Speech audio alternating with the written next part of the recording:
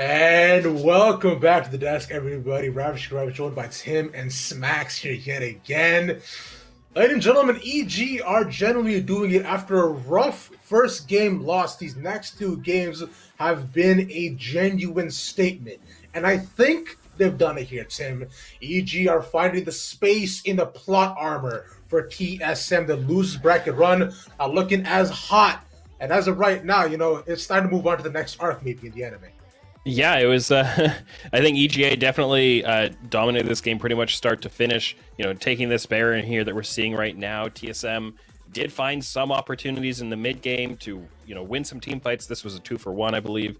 There were other moments where TSM won a dragon fight from like a 7,000 gold deficit. Like TSM found a couple of 5v5s, but it really was EG's game all the way through.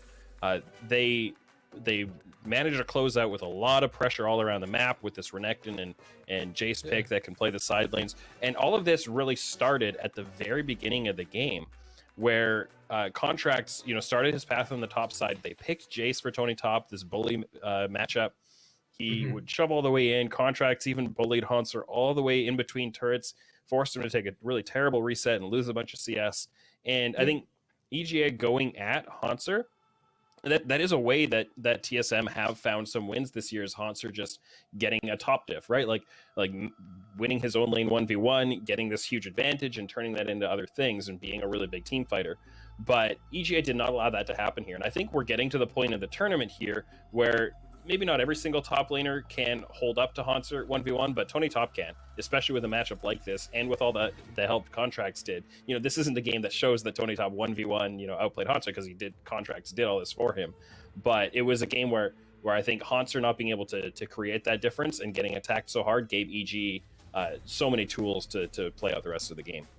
It absolutely did. And the Jace counter pick is one of the reasons why I get so excited for Evil Genius's Academy being on red side, because this Jace pick can be so effective into that blind Gnar. And people are blinding Gnar left and right. Let's be honest, this is probably one of the most blind pick champions in this entire tournament. So the fact that is being punished by Evil Genius's Academy with this Jace is so huge for them. It does mean that they are just as threatening on red side as they are on blue, which is such a big deal, especially when you have this Jace pick, which is a lane bully.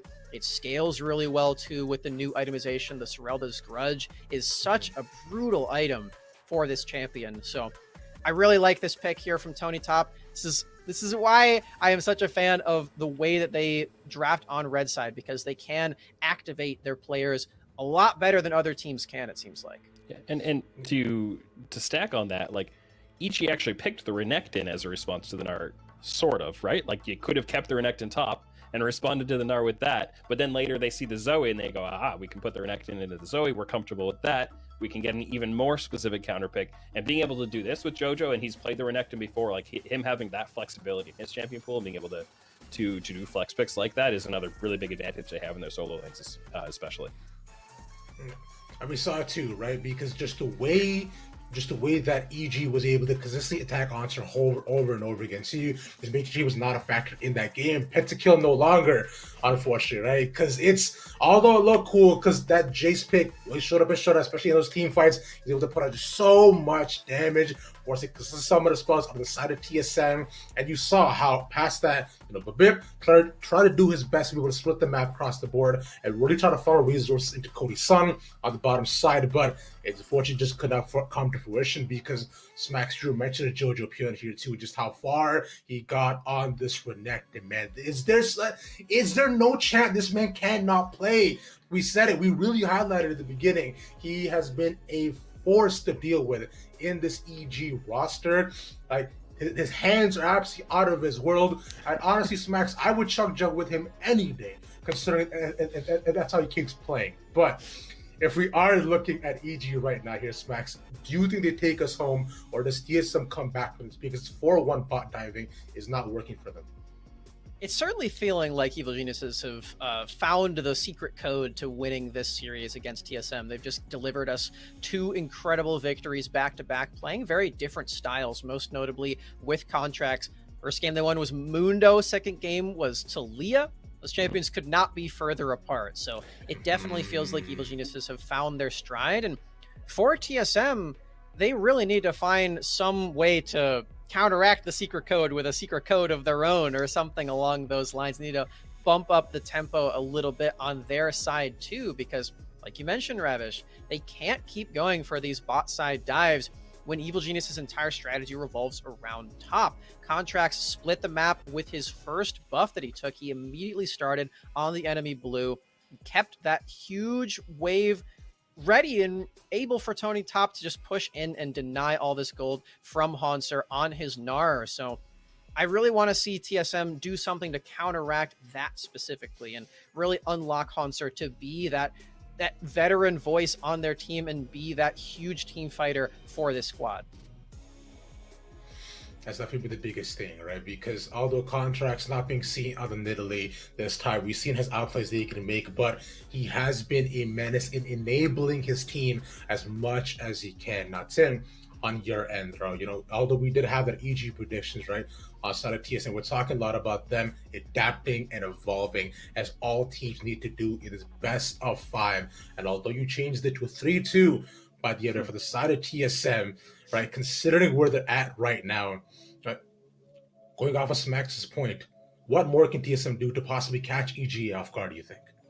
Yeah, I think going back to the Zoe is fine. I'm okay with them doing that for Sword. Getting the Gnar for Hanser, I think that's fine. I think the way they drafted was okay. Given that, I think a pretty important factor is your son is not being able to play Rel or Alistar, and the fact that he's not being given that opportunity.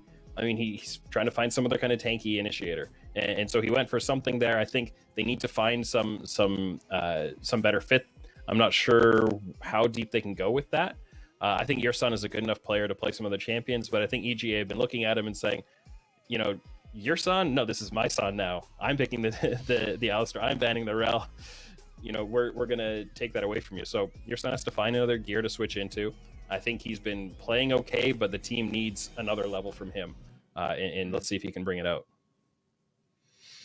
It definitely does genuinely need to happen. Right now, I know I predicted before some sort of crazy, wacky, kooky pick that could possibly make things a little bit better. Now, I predicted the Pantheon, although it didn't come to fruition, but still, a stun bot came out. Now, I'm not going to make any sort of outlandish predictions as of right now. I'm just hoping to see some clean gameplay from both of these sides of your Smacks. I mean, you may laugh, right? But I'll leave you with this. I think, as right now with the TSM, with the way they're going, just some draft permutations need to be made to allow them to enable more points across the map if they want to take this to a full Game 5 series. If not, then EGA look primed and ready to take us home a little bit earlier. And with that being said, we'll pass it off to you and Desrux in the casting booth to see the possible final game of the night.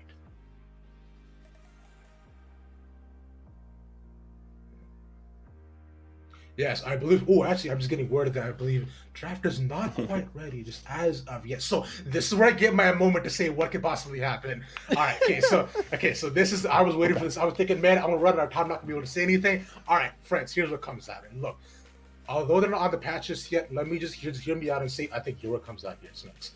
I know you all don't like the champion. I think decent bring out a split push strategy where they try to go for a 4-1. Don't go for bot side dives. Go for just complete lane dominance, and that's what I want to see.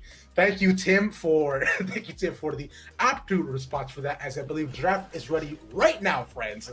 So we'll take us into EGA versus TSM game number 4. Welcome back, everyone. Desworks here. Smax, thank you for rejoining me. Game number 4, we have a series that's been incredibly competitive so far, but EG are looking to close this out, Smax.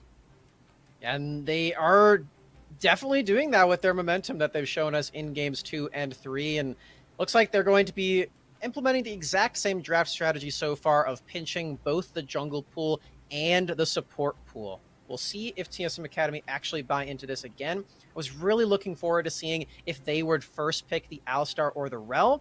With that Gnar ban, tells me that they actually are doing that. Yeah, Rel's still available. You got the jungle bans coming out once again from EGA. Real's still focusing on that Hecarim and Udyr combo.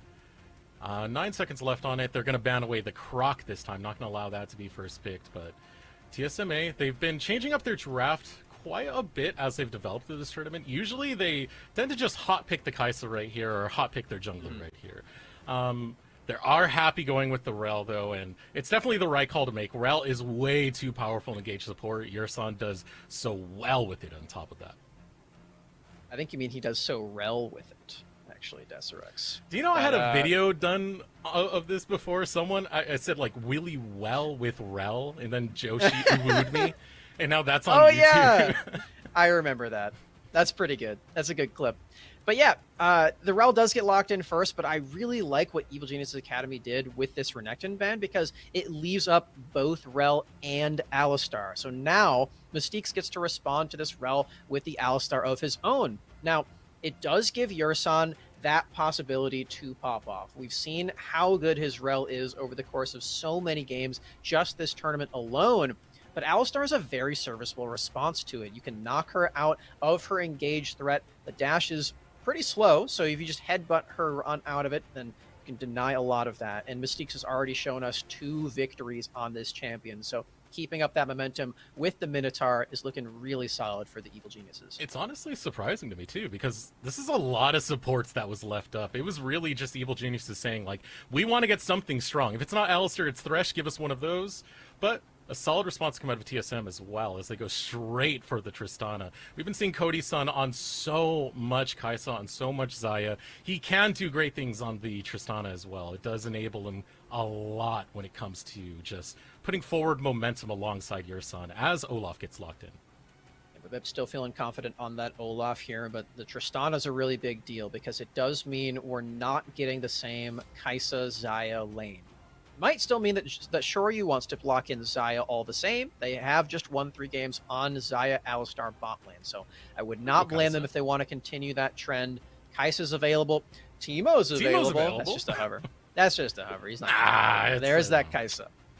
It's going to be Kai'Sa locked in. I don't think that's to anyone's surprise.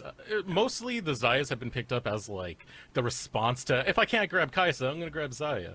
So yeah, that gets locked in. We have pretty much the bottom lanes decided here, which is going to bring it down to the solo lanes now. We do have that counterpick priority coming out of EG.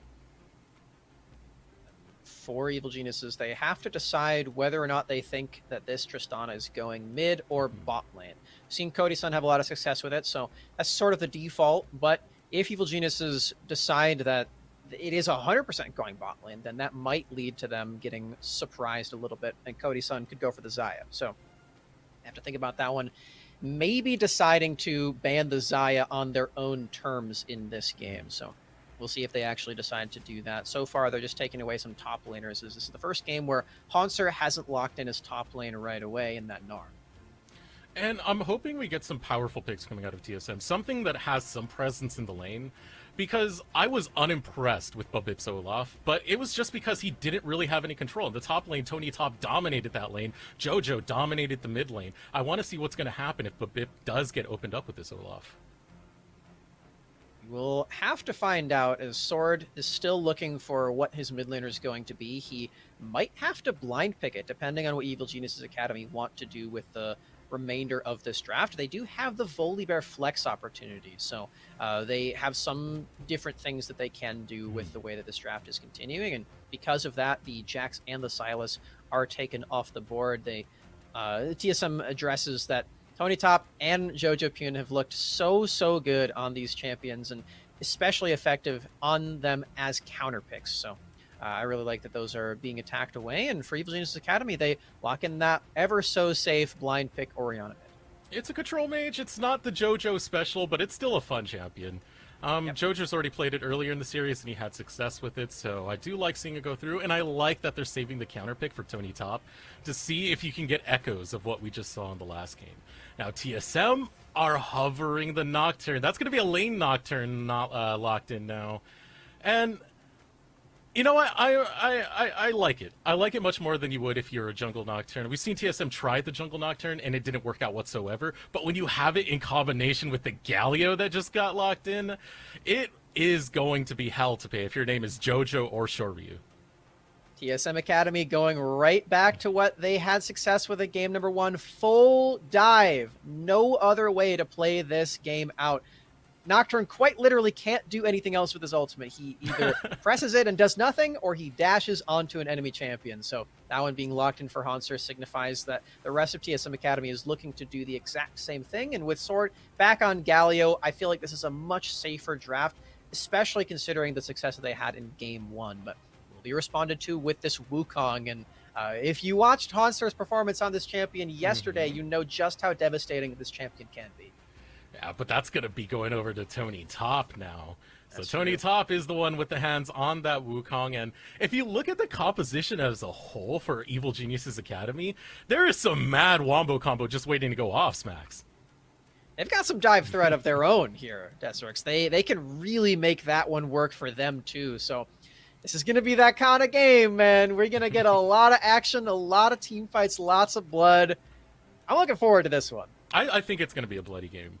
You look at the go buttons on Evil Genius Academy, you look at the go buttons on TSM Academy, and there's no real way out. You're just going in to fight, and you're not going in to find the escape. You're not doing any, cheesy, hey, I'm Ezreal, I can arcane shift to be aggressive and defensive. No, this is full go button. This is bound to be a bloody game. I cannot wait for this one. Evil Geniuses Academy have looked super clean with their top-focused gameplay in this one, and while they aren't nearly as aggressive earlier on, once everyone hits their level 6 strides in this game, and we're going to get a lot of fighting. And I think especially it's important for TSM Academy that they have this Nocturne on their team, because Nocturne can really shut down a lot of what Evil Geniuses want to do. You can't teleport during the duration.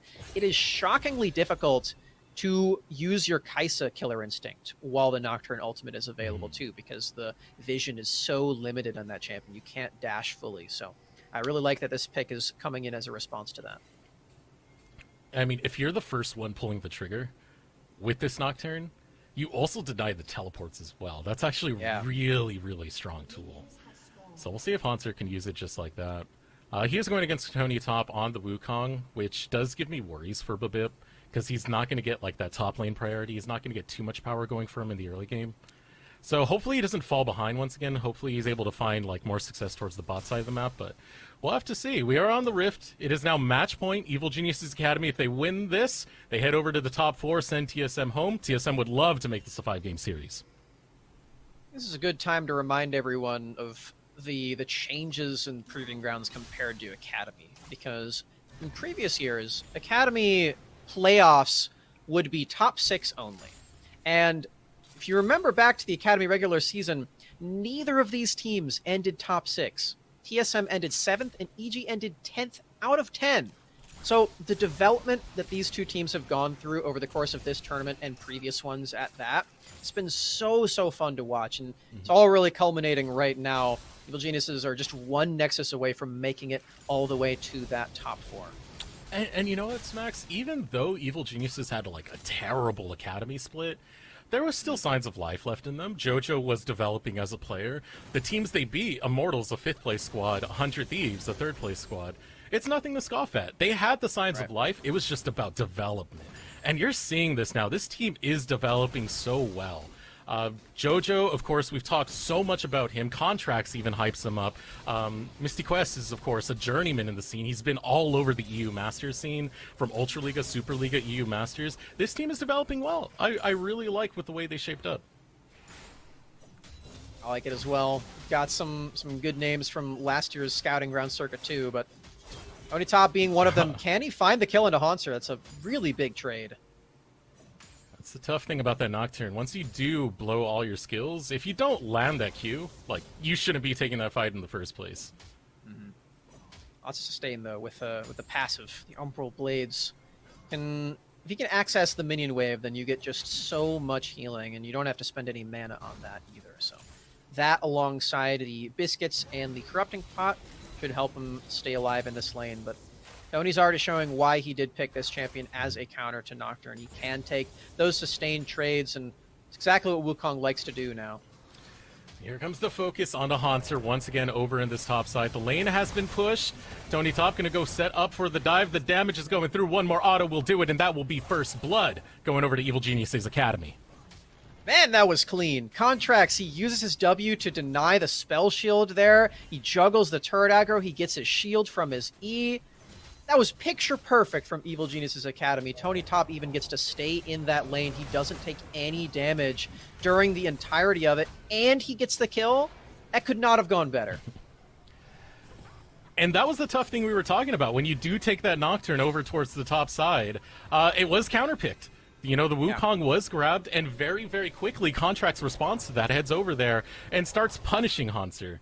Hanser will have to burn his teleport early, but it will be matched. Teleport for teleport. Nothing too much lost, but it is still gold. It's still income that's amounting up to Tony Top.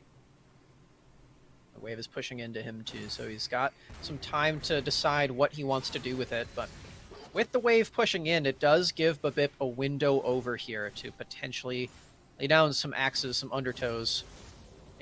Makes himself known, though, as he drops that ward, and unfortunately it is spotted by Evil Genius's Academy. But it might mean that Hanser gets to proxy this top wave? Okay. It's interesting that they're going for the proxy. They know that Contracts was over towards that top side, so he had to start on the red buff. So his camps are spawning towards the bot lane. So he has a lot of safety in doing this. It's just a little bit surprising to see it, isn't it, Smax? Yeah, it absolutely is. Hanser, you know, he is playing this Nocturne. This is a traditional jungle champion, and thus he can very easily take away some of these Raptors, but it's spotted out. Here we go. Jojo shows up. Hanser, wrong neighborhood, buddy. Jojo grabs that kill 2-0 early for EGA. Yeah, it was pretty ambitious from Hanser to try to take away the camp. I was saying that he can do it, but should he do it? The answer is no. So he does find himself dead for a second time. No teleport available either, and the wave is pushing against him, so he's going to miss out on a lot up in this top lane, feeling like a repeat of the previous one. Yeah, the proxy was enough. Taking the camp was a little bit too extra. EG were well aware that Hanser would be in that side of the jungle. Yeah. Oh, Hanser. He made his intentions very, very clear. A little too clear there as Contracts picks up that one and gives it over to Jojo-kun as well, who has a gigantic CS lead in that mid lane. Oh no. Seen this one before. Contracts headed over towards the top side. Response coming out of Hanser. Your son will be able to roam up and be sure to defend his top laner, but here comes the hero's entrance. Flashed out of Tony Top, as well as Contracts able to get out of that engage. Them using some movement to get out. Will survive, and they will buy the time of Yurson and Sword there, who, again, is so far down in this mid lane. Jojo is up 20 CS, and this is going to become a huge win condition yet again in the mid lane here for Evil Genius's Academy. Not to mention, Shoryu gets to take a sigh of relief. The support is not there. He actually gets to maybe get a CS lead for the first time in this series. It's shocking. It's not because Shoryu's playing it bad either. It's just that the game for Evil Geniuses has not revolved around him. I do like some of Babip's awareness right there. Knowing that the play just happened, I guess there was like the instinct that they might dive bot lane now that Cody Sun's all by himself. So Babip just waited in the wings to spot out if that would happen. It does keep Cody Sun alive. It ultimately, there was no dive, so it was kind of for nothing. But that level of safety, that level of thinking ahead is something you do want out of your jungler, just trying to be aware of where the plays might be happening.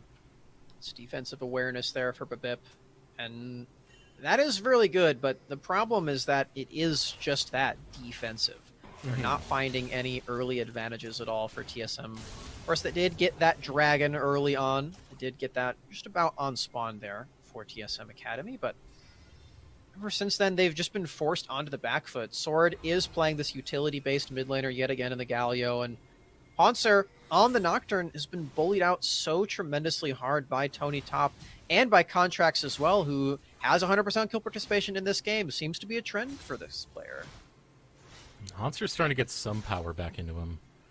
He was able to clear these waves and get his CS, relatively close to Tony Top. That's still a full wave right there waiting for Tony to just grab.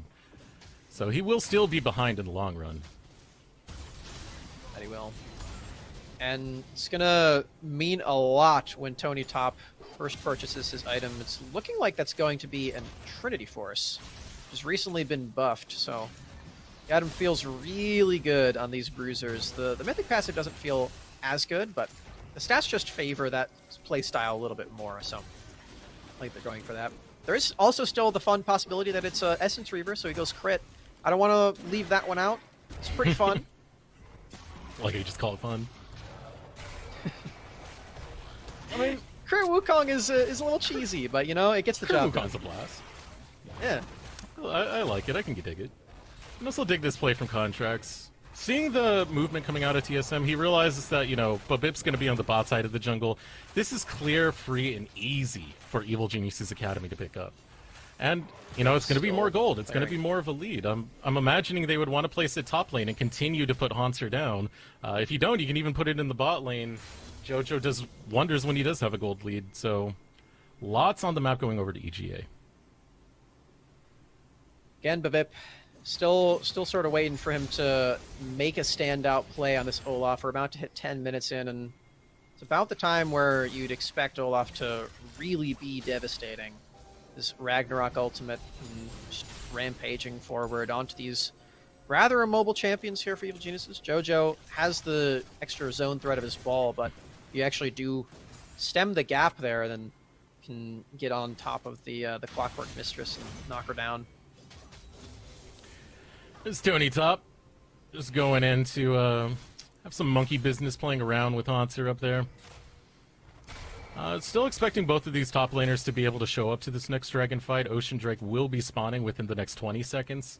You can already see that Evil Geniuses are starting to try and posture up for it. Contracts doesn't know he's on a ward though, so camping there a little bit too long. We now got 12 seconds on that team fight timer, but Bip is in the area. And Sword Check this out. Hanser has TP. Over there. Both top laners have TP, and here comes the engagement. They're going straight after Contracts. Contracts uses his ultimate. It's all for show at this point. It's a kill going over to TSM at a very crucial time, too, because Drake just spawned. TP now coming out. It's going to be a TP in the mid lane. Sword showing up. They're going straight after Shoryu. Babip is waiting on the exit, and it's another kill picked up by TSM. What a play for TSM Academy. They find two incredibly crucial picks, and this is exactly the impact that I was hoping to see out of Babip around this time. He secures the dragon on top of it, and that's going to be a huge, huge benefit for specifically the carries of TSM Academy, most notably Cody Sun picking up that bot side kill. And we've seen just how devastating Tristanas can be in this meta. You get so much range the further and further you are ahead in levels. A lot of that stems because Contracts just doesn't have a sweeper available. He has this Rift Herald. Can't get out. No sweeper? Standing on the ward? Gave more than enough time to TSM, for TSM to be able to respond to this, and yeah, it is a breath of fresh air for TSM, picking up that kill, also doing this teleport play down bottom, and keep in mind, that gold is going over to Cody Sun. He's the one that gets kill credit for this. Definitely does, and Sword, being the utility member of his team, yet again has participated in both of those kills, and will be going for the Shirelia's battle song yet again, helping out his team, speeding them up into the fight. We saw how effective it was when Babip was playing Hecarim. Olaf still likes movement speed quite a lot, not to mention the rest of these members of TSM Academy, so looking pretty strong. So some map movement coming out from Sword right here. It did look like they were anticipating a dive in the bot lane, so Sword was trying to get in position early, but now it's going to be TSM finding the out-rotation faster. They're putting down Shelly, getting the Rift Herald out. See Jojo, he's trying to get closer to make sure he claims that gold. He will be able to get the plate gold.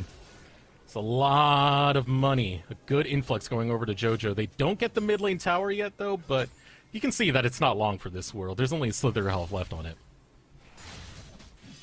Looking to knock that one down sooner than later here for Evil Geniuses Academy, and they are now really in a position where Jojo again has a pretty big CS lead. He can be that magic damage threat for the squad here, and he's going to be making his way toward that mythic item, likely going to be the Luden's Echo, and just a lot of ability power in this guy. We know that he typically likes to not play the control mages, but Orianna's just way too good. You can't go wrong with Orianna. Nah, you can never go wrong. I personally love her champion design. She's one of my favorite champions from back in the day. You know, came out, did she come out season 1 or season 2? Coming out of this teleport is Tony Top, going for the dive over onto Cody Sun. Cyclone will not land. Cody Sun will be able to get away. Evil Geniuses Academy, they put in some resources, but they're not getting the kills quite yet. Odie-san not quite sure which Wukong he needed to Buster Shot. Will flash instead just to be safe. But that is still a nice cooldown used by Evil Genius's Academy. They use their own teleport out of Tony for this, and they miss out on a lot of topside pressure, which is a pretty big departure from the playstyle that we saw in the previous game, where Contracts was really focused on getting Tony and JoJo ahead. This time, they're really pivoting down to Shoryu and trying to get this Kaisa moving outside of this lane, so they can use that strength of the dive composition that they've put together, which both teams really want to do, coincidentally. And that's why I'm watching these next couple of moments. I'm watching TSM very, very closely. Because this Hero's Entrance, the Paranoia, you know, the Nocturnal, all of these are going to have major, major implications at this stage of the game. This is going to be one of their strongest points. Can they get it to the backline? Can they take out the members that they need to within this window before you start having that fall-off moment where you're just not getting the gold that is required from this composition? And it stays up. Are you serious? How much health does that thing have? I want to know from our producers. We'll check in on that one in a moment, but that is pretty outrageous for Evil Geniuses. We'll see if they can still get the first turret of the game eventually, and they won't be completely robbed of that by the minions just not pulling their weight. But I want to look a little bit more at this next dragon fight that's happening in about 50 seconds, and whether or not TSM can get to Soul Point with it. They're trying to set up around that area, but actually, never mind. They're setting up more for the Herald, which should be the better move. Dragon's not up yet. Why not grab the other neutral objective to make sure that Evil Genius's Academy can't get anything on the return? But they're going to leave their mid tower open, and EGA, they'll be able to finish off that job. Yep. As dropped with just one auto attack from Shoryu, who might be under fire as the rest of TSM come barreling through the mid lane. They don't bring Hanser, though, so they won't fully dive in on this play. But meanwhile, Evil Genius actually get two turrets off that trade. Another tower picked up. 7 seconds until the Drake spawns, and you can see that TSM want to push this as a win condition. They want this to be their window in. Of course, this isn't their only one. You don't have to sacrifice everything. You know, you get the Tristana Sailings. Cody's Sun can be a late game win condition. But TSM, they're not just happy having only one. They want to make sure they contest for the others. The fight breaks out. Here comes the Shockwave, landing onto 3. Paranoia comes out onto the back line. Here comes Hanser, but he's in the middle of 5 members of the Evil Geniuses as they will look to hunt him down. Contracts cannot get closer, finally able to get the stun, and JoJo will get the kill. 2 down for TSM. Nothing lost for Evil Geniuses, but what is gained is this Mountain Drake. Evil Geniuses are just a little bit too quick with their trigger fingers on that fight. Tony Top lands that Cyclone right away into the Shockwave, and Hanser used the Paranoia just a little bit too late. He's stuck in that bottom lane waiting for his angle, but Evil Geniuses, they're tired of waiting. They make it for themselves. Look at what Mystiques is able to do with this Alistar for the 3rd game in a row. The team fight, the dive is so clean from Evil Geniuses. They get that dragon and they deny the Drake scaling. Yeah, bad time to show up, Hanser. Bad time to show up. There's the stun. Come on and slam. Welcome to the jam. JoJo grabs that kill. It's looking pretty grim. When I see a Nocturne falling behind really early, I kind of just start, you know, already relegating this team to the grave. Nocturne has a hard time coming back when he is set this far behind. He's 0-3-0 right now. His saving grace is he's CSing really well, though. It's absolutely true. Hanser, this might just be 2 games in a row where he's really exposed up in that top side by Tony and Contracts, and this is the game where you really don't want that to happen. This is the game where it might just be your last chance in the Proving Grounds playoffs. They already made it this far, Deserex. They already made it to top 6. They already made it to the best of 5s. To lose it all in this last game, or what could potentially be the last game, be such a bad way to go out. But still trying to bounce back into this one. We're seeing the TSM are reaching their tendrils into this bottom side of the map. They're trying to breach these turrets. Both Hanser and the rest of the gang are trying to siege them down. If you're TSM, you're pretty much just hoping that Cody Stun gets that late game fantasy.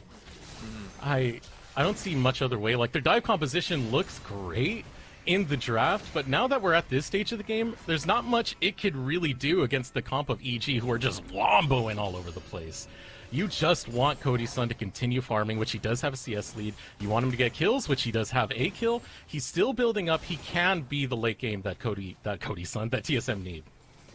You perfectly said it before, where Haunter is super far behind. He is not as confident of going in. He can't safely just dive in with Paranoia. That goes for the entirety of TSM. If you are on a dive threat composition and you do fall behind, are you going to go in? Probably not. You will just instantly die. And it's even worse because Evil Geniuses have a dive composition too, and they are ahead. So they're going to dive onto you, and then what do you do, TSM? Well, we'll see what they actually respond to that question with as the game pushes forward. We're now 3 turrets to 3 turrets, mirrored on both sides. We're out of outer turrets in this game. TSM have a pretty good inside track on that top tower, but it's Contracts going for the engage. Teleport going to go through. Able to join the fight will be Tony Top. TSM, positional advantage over the Baron area, but EG are going to start walking down this mid lane. Just hold control over there. Make sure that TSM are not going for the Baron, but map control nonetheless. EG are responding. TSM actually made really good use of their just sort of empty threats that they could have brought through, but they had no intention of actually doing. They burned Tony Top's teleport because, well, TSM could press Paranoia, and then you win the fight. And if you're Tony Top, you're like, well, I have to teleport early, so that doesn't happen. And then Evil Geniuses, they think about pushing mid lane, but they say, oh, what if they do Baron? We can't actually push mid lane. We have to be there in case the Baron is started. But again, TSM had no intention of doing that. So by using these empty threats, they actually do find some advantages where they really had no business doing it just because of the mind games of League of Legends. Yeah, I mean, what's the old quote? It's the best hook is the one you haven't thrown yet. That's kind of what we're seeing there. Still setting up, though, like, going around TSM Academy are trying to go deeper into the jungle of Evil Geniuses Academy to get that vision in, to make sure they have those flank spots. And if TSM want to find a team fight win, they have to make sure that Evil Geniuses are, 1, not together, and 2, they are the ones finding the engagement. They need to deny teleports with the Paranoia, they need to deny vision with it, and they need to team fight with Cody-san being able to get that DPS. Just trying to find some pressure in that bot lane. He's pushed in yet another wave up there. It will be denied away from Evil Geniuses if they don't send someone to collect it. But they can't. They can't send Tony, doesn't have teleport. They can't send Jojo because there's a Nocturne ult. So, they're stuck here waiting for the Dragon to spawn. And for Evil Geniuses, they have the inside track on this. They will be able to start this one up, but the fight is what really matters. The fight is what they really need to start up. And Haunter is in range this time. Does he do it in time? Mystique Quest on the sidelines. Here comes the Paranoia. It is going to be used, going straight after the squishy carries of Evil Geniuses. But now TSM are starting to retreat. Shoryu goes in with Killer Instinct, gets a lot of damage as the Shockwave goes off. It's a kill to Jojo Pun, and the rest of TSM are forced to just walk away and watch the dragon be handed over to Evil Geniuses. One death is all it takes there, Deserex. All it takes is just one member for TSM to go down, and they can't do anything else about it. They already used all of their offensive tools. Galio ult down, Olaf ult down, Nocturne ult down, even the flash of those later two also. They did everything they possibly could have to try to get into this fight, but it doesn't work. Watch what Mystiques is able to do in this one. The Headbutt Pulverize denies all of the follow-up engage from TSM Academy, and Yurson goes down without even finding a good option to use that Magnet Storm there. You see he tries to do it, but he's not tanky enough. TSM are not ahead enough. They do fall down yet again. They lose a second dragon in this game. Shades of game number 3, Smacks, because every time I've seen Babit pop the Ragnarok, it's to run away. TSM have not been in a team fight where they're the ones pushing forward, and it's just because EG, their comp at the end of the day is pretty damn easy to execute, especially when you just have Mystic Quest who's there to get the headbutt pulverized at any angle you so wish. Shockwave following up, Cyclone following up, so many tools for EGA. Now TSM are trying to deal with them. They're trying to find their footing. They're not that far behind in gold, but they just can't play the team fight the way EGA are. TSM are still trying to do something. They have Nocturne ult.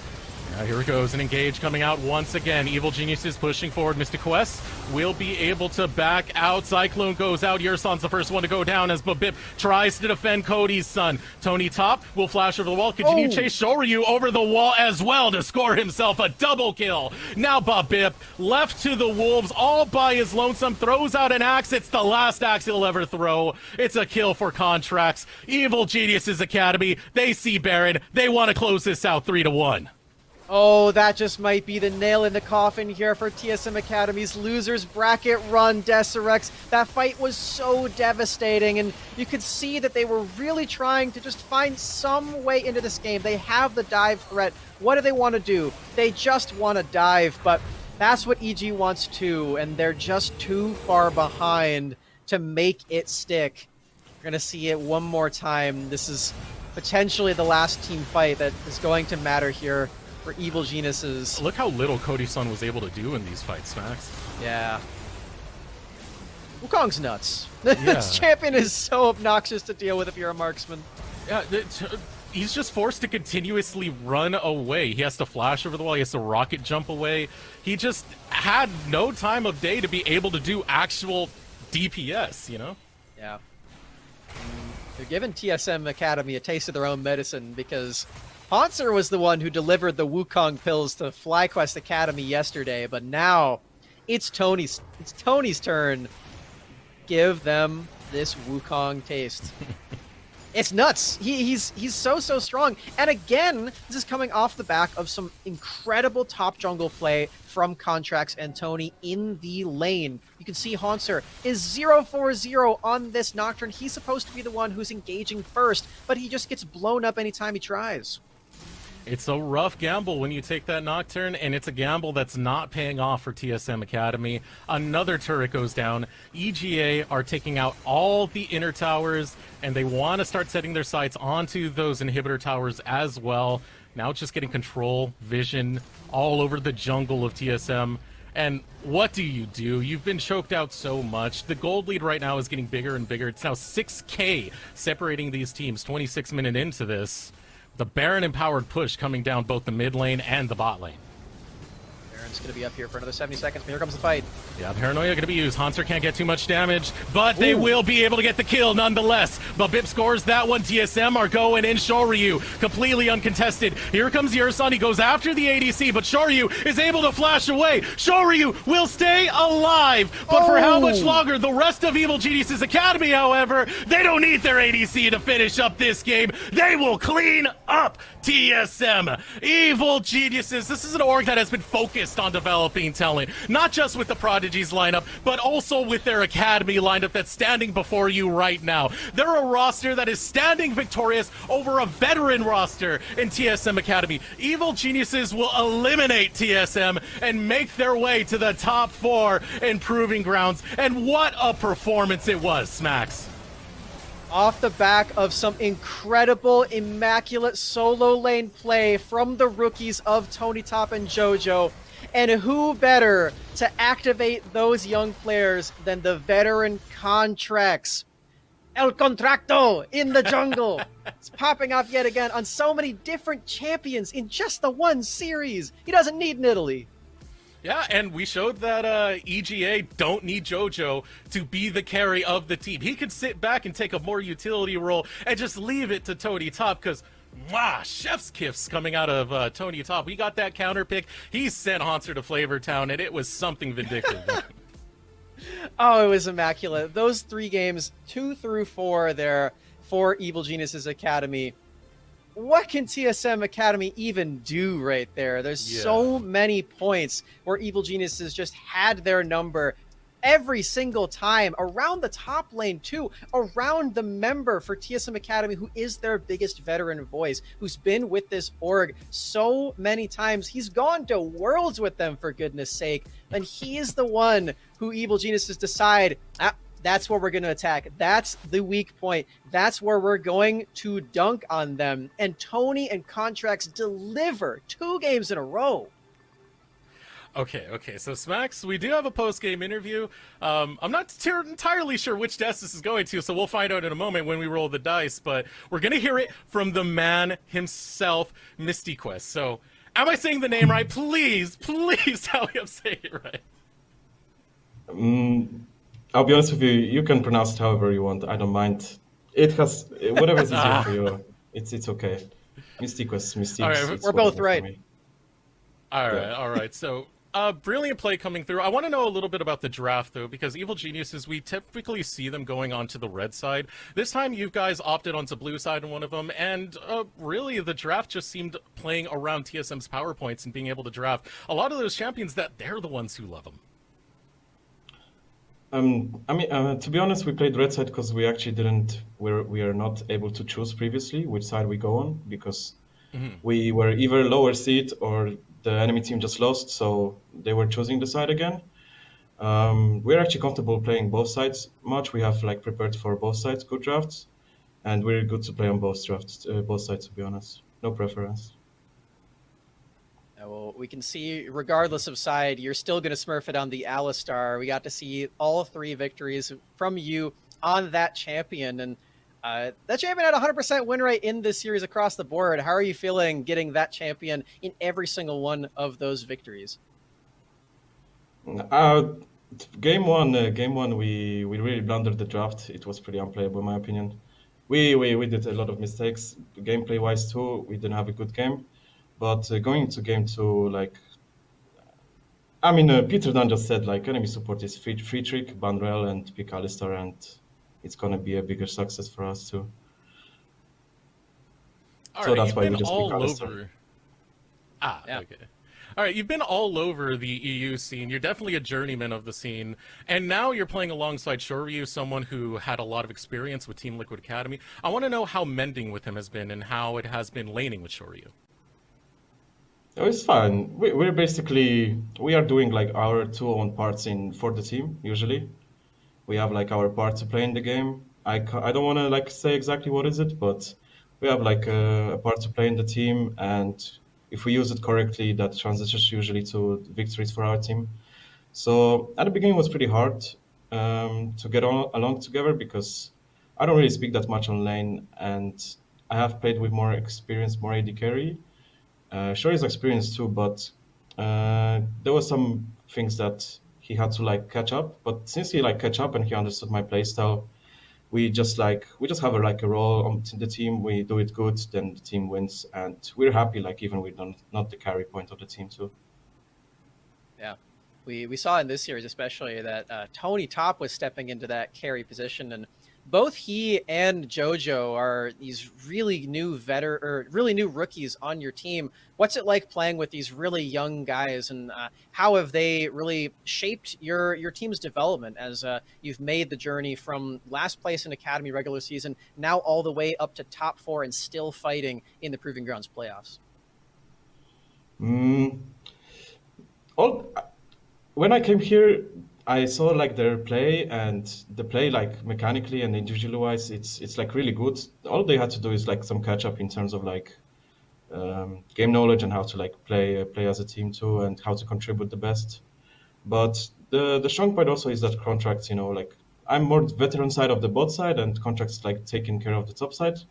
So since like our boys from the solo lanes just like started to know how to play League, it became just much more easier, and Juan also started to pop off more, because just the solo lanes are actually just like smashing some people, so it's easier for Juan to get ahead and get the lead and get fed.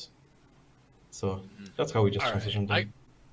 I got one more question for you. I know on the other side of the bracket, it's Evil Genius Prodigies versus 100 Thieves Academy.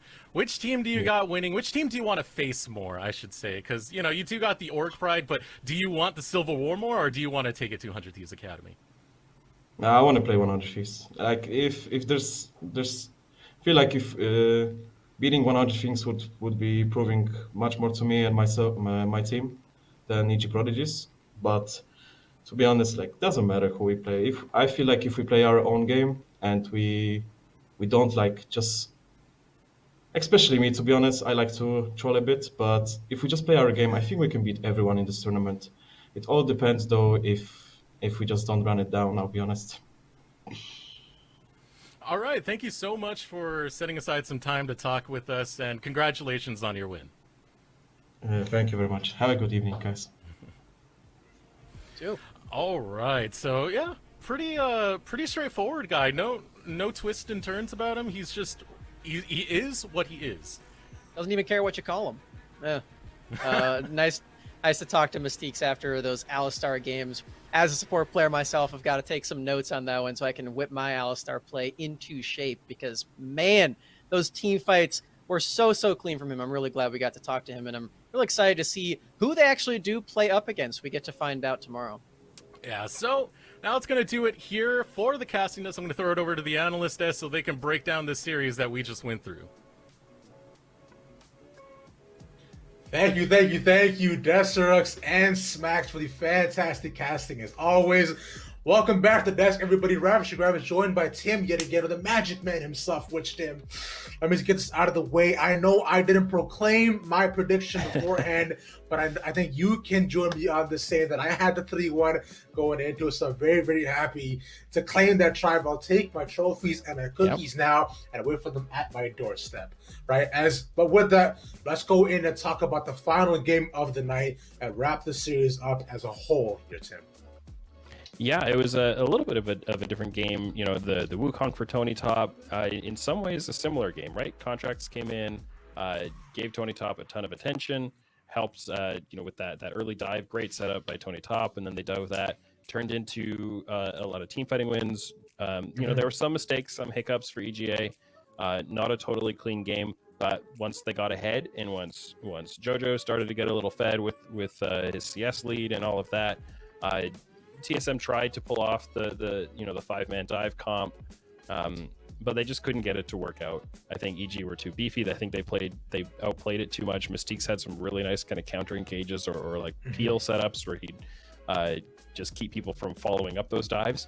I think Cody-san, there were some moments where he might have been able to position a little better and maybe take some risks, throw caution to the wind, and try to make sure those dives would come off and succeed. But they just couldn't make it work. So congratulations to EGA, 3-1. They split the difference on the 2 different prediction opportunities you gave me, and they're moving forward. Yes, sir. Now, with that, tomorrow we will have our next best of 5 between EGP and 100 Thieves, deciding ultimately who might be able to face there, move on into the lower bracket finals and make it into the top 4, I believe, here, Tim. So will we get the in-house for Evil Geniuses, or will we get 2 more academy teams duking it out yet again to prove who's best? I guess that's why they call it Proving Grounds. Yeah. Tim, that makes it's all kind of starting to make sense to me as you go along through the entire thing. But I gotta say, man, this was such a fantastic series to watch. EGA, sorry, I was saying this from the beginning that ever since Team Liquid had kind of dropped out, I did view this team as a 2nd seed, and with them finally ending TSMA's Cinderella losers bracket run and moving this anime on to season number 2, we'll see if their plot armor is just as thick here, Tim. But with all that being said, any closing thoughts from you?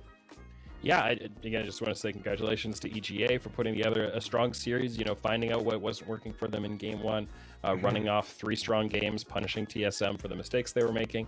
And can't wait to see what happens tomorrow with that 100 Thieves Academy versus Evil Geniuses Prodigy series. I think a lot of exciting players, both players on the cusp of LCS, honestly, and on the EGP level, players on the cusp of breaking into Academy for next year. And I think those are a lot of names we're going to be hearing a lot more of in the years to come. So can't wait to watch that one. Tonight was fun, and we'll see what rolls out in the final stages of this tournament. Yes, sir. Congrats to Evil Geniuses Academy and GG's to TSM. A hard-fought battle for them to make it all the way this far. Yeah, and I cannot wait for tomorrow to see who possibly comes out on top. Although there was no Pantheon or Yorick, like it's fine. I'll deal with it. I'm sad internally, but externally, I'm smiling for y'all. But with all that, I want to thank production for today, the casters, and everybody and all of you watching. Make sure to tune in tomorrow for the next best of 5 that we have. But I have been the host for the evening, Ravishing Ravish, the most ravishing man on the internet. Joined here by Tim, Magic himself, Fighter Warwick Elixir. We'll catch y'all tomorrow. Peace.